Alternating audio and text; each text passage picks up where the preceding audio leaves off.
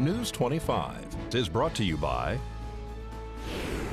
Dr. George Leeks, Pahrumps optometrist since 1990, offering full spectrum eye care for children and adults. Call today, 727-8300.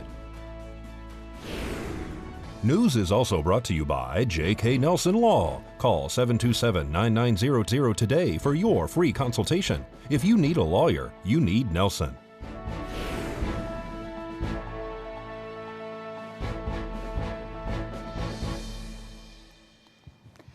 Tonight, the Kansas City Chiefs celebrate their Super Bowl victory, and a new champion emerges at the Nevada Science Bowl. News 25 starts now.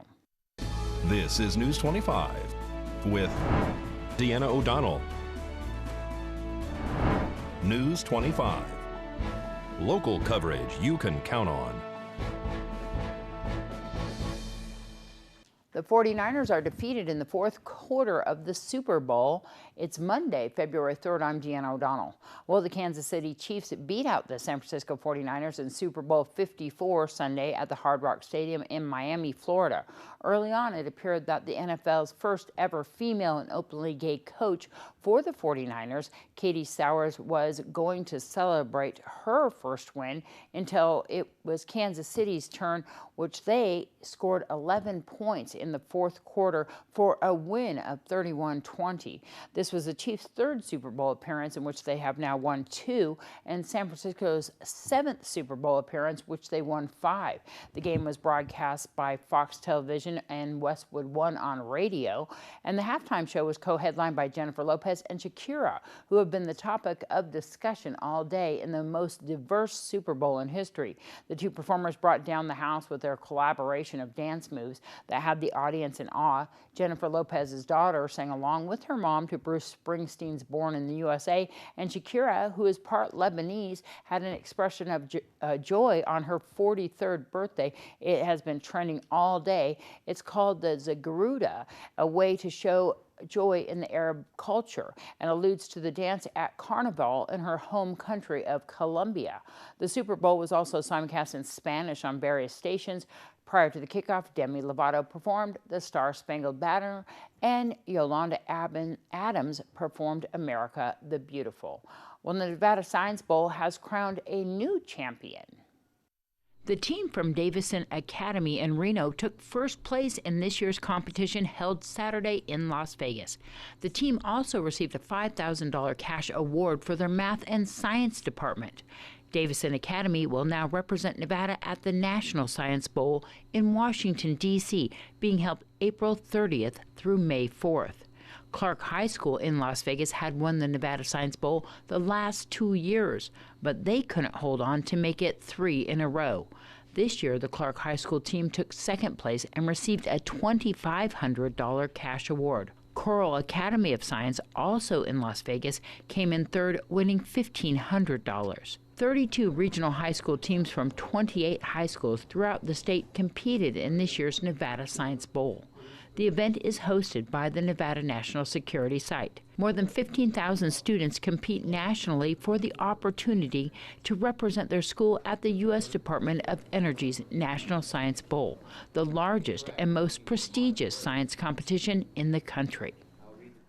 With all those Super Bowls, the Science Bowl, the Puppy Bowl, and the Super Bowl, we have to find out who the Puppy Bowl winners were. But right now, we're going to go to Angela Miles with today's financial news. Topping our news, Wall Street's main averages tumbled on Friday as mixed corporate earnings added to worries over the impact of the coronavirus outbreak on global growth.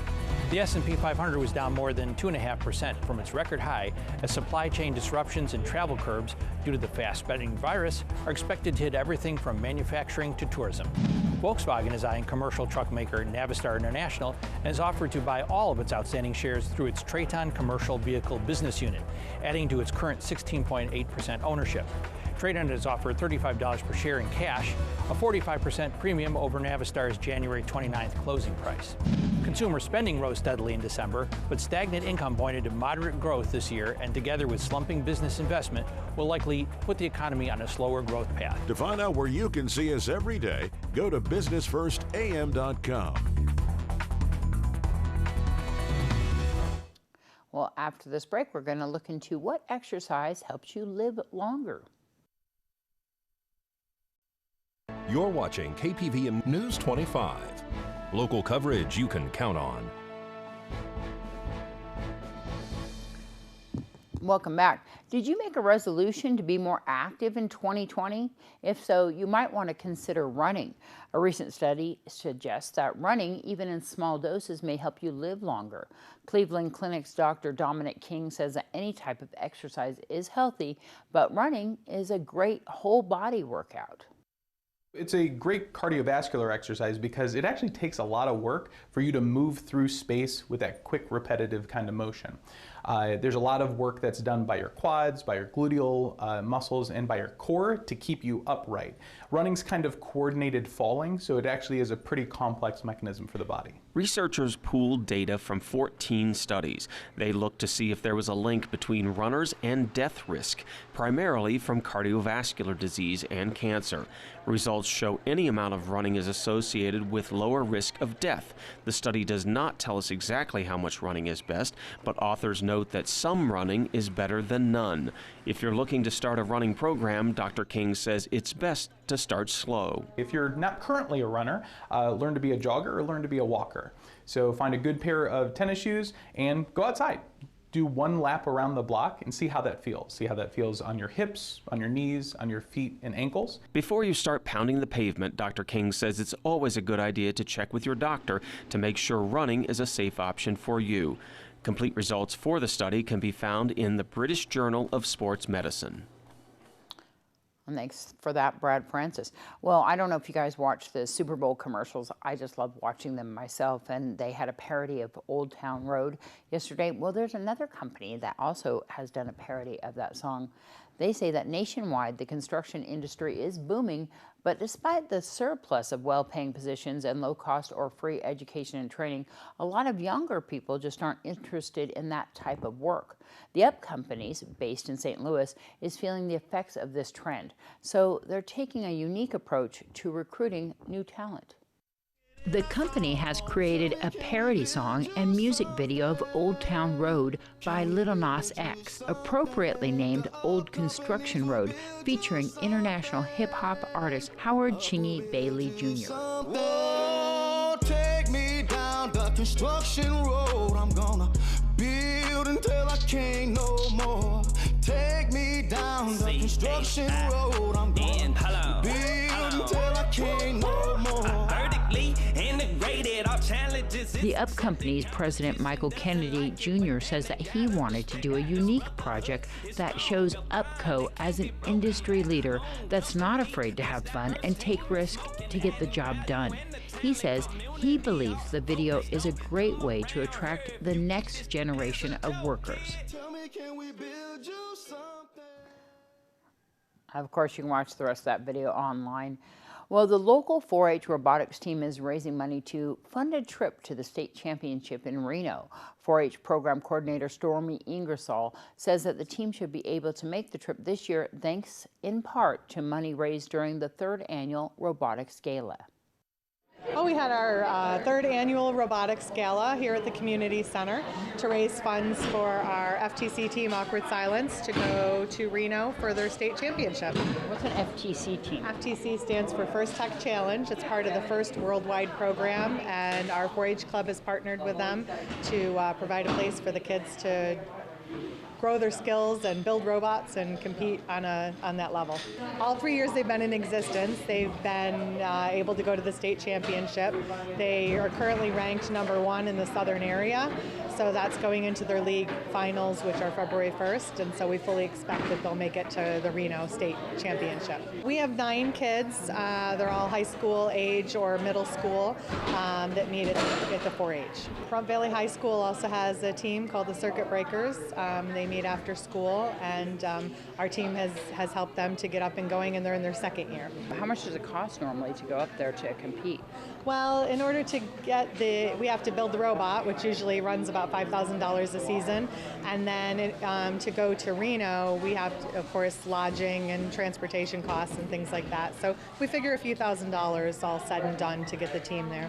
You have some good sponsors, though. I've been seeing your t-shirts. We do. Yep, we have our some of our larger sponsors on our t-shirts, and the community's been amazing. We even have sponsors that have helped us out with smaller items that we raffled off or had silent auctions for tonight, and some big items that we had tonight as well to help raise money. Are you guys almost at your goal right now? Or no? I think so. We have to do the final tally, but I think we'll be okay for this year. And then usually in the off season, the kids do car washes and other not only fundraising but also outreach things to set up. In fact, tonight they hosted an FLL, which is First Lego League Junior Expo, and we sponsored that for the SAFE program here in town, so the kids had a place to show off their projects. You had your robot here tonight, and is that the one that's competing this year? It is. And sponsored by Tesla? Yeah, so Tesla has made a commitment to put the robotics program in all the schools, and they've supported that. And then this year they expanded to help support our team as well. If people want to donate, they want to get involved, they want to, donate raffle items or just donate cash, how do they do that? You can reach out to us at the Cooperative Extension at 727-5532. And we're always looking for sponsors and ideas for fundraisers. And if you want your kids to be involved in our programming, it's open to all kids ages 6 to 19, and it costs $1 a year. News 25 will return right after this break. This segment of the news is brought to you by Mountain West Lawyers, Nye County's injury attorneys. Don't get bullied by insurance companies. Call Jason Ernest and bully them back at 775-727-9500.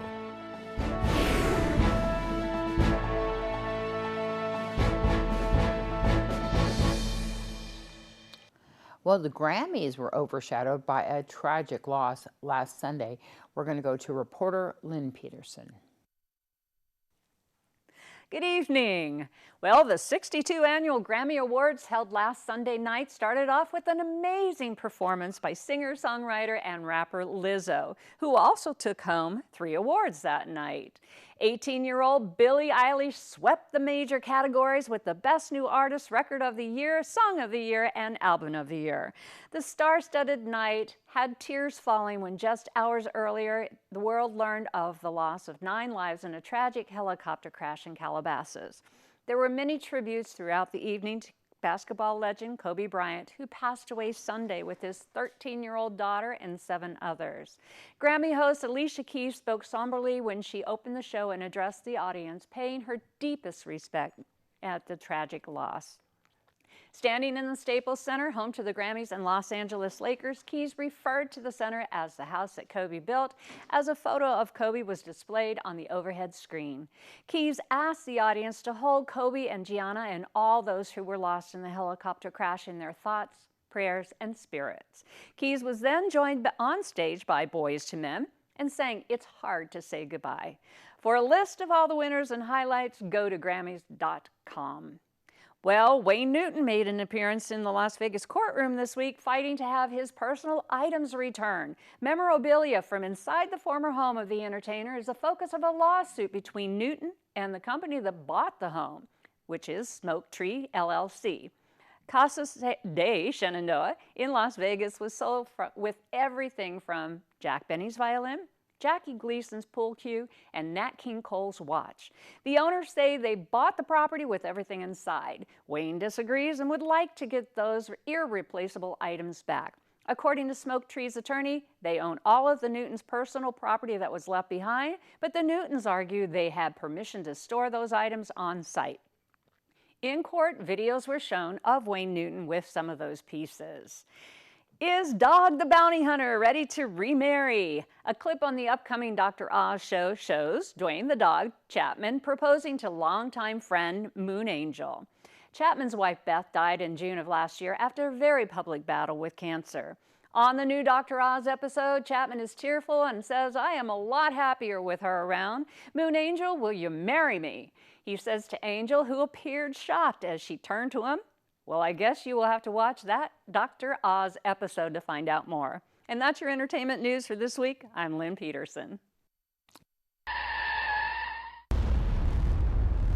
News 25 WeatherCam is brought to you by Lerner and Rowe Injury Attorney's Office in Pahrump. In a wreck, need a check? Call 702-877-1500.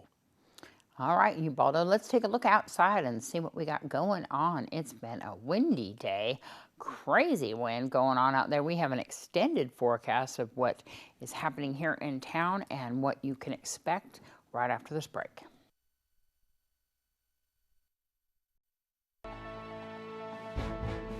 News 25 weather is brought to you by Dairy Council of Nevada. The splash of cream in your coffee, the dollop of sour cream on your burrito, the melted toasty cheese on your pizza. Undeniably delicious, undeniably dairy. Enjoy what's real.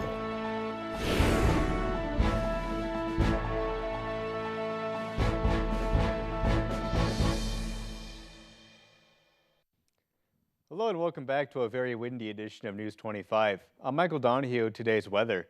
In Las Vegas, we had a high of 47 degrees, the low of 35. Death Valley, 59, their low at 36 degrees. 46, a low of 27 in Amargosa. 41, 24 in Beatty. Goldfield at 30, a low of 11 degrees. Tonopah is seeing temperatures we haven't seen really since the winter with a high of 28 and their low at 8 degrees. 34, 13 in Carson City.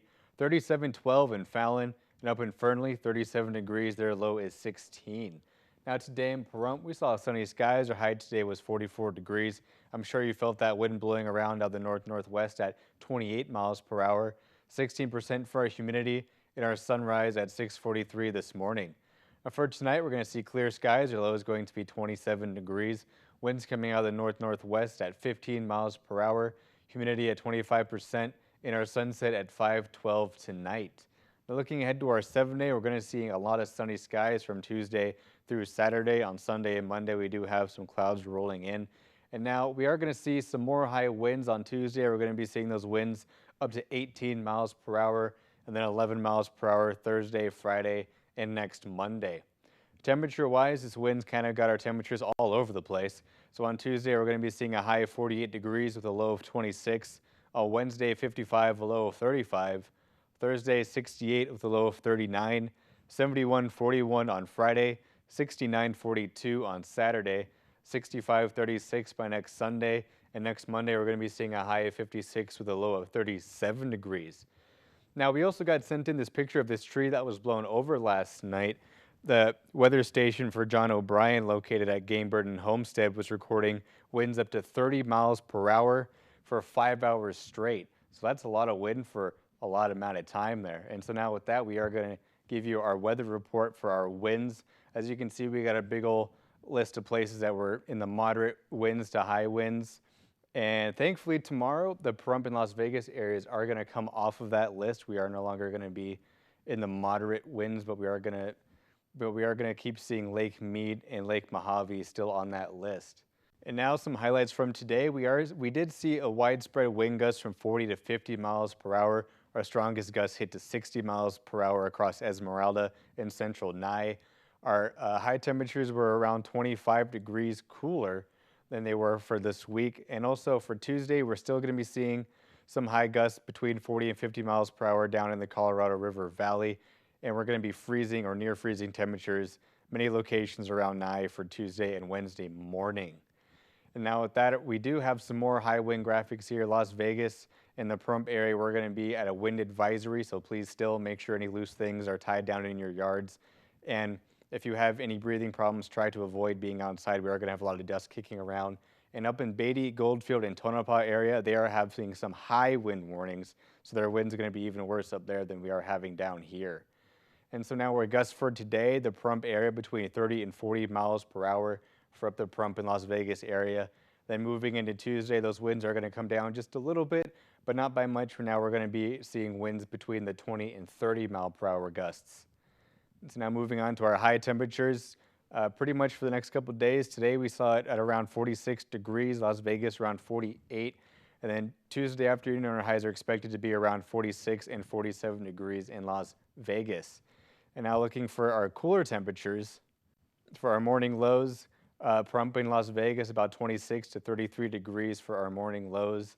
And then that's for Tuesday. And then Wednesday, we're still going to be hanging out around the same area, about 25 degrees for Pahrump and about 31 degrees for our morning lows in Las Vegas. And so now with all this update, we're going to throw it back to the desk with Deanna.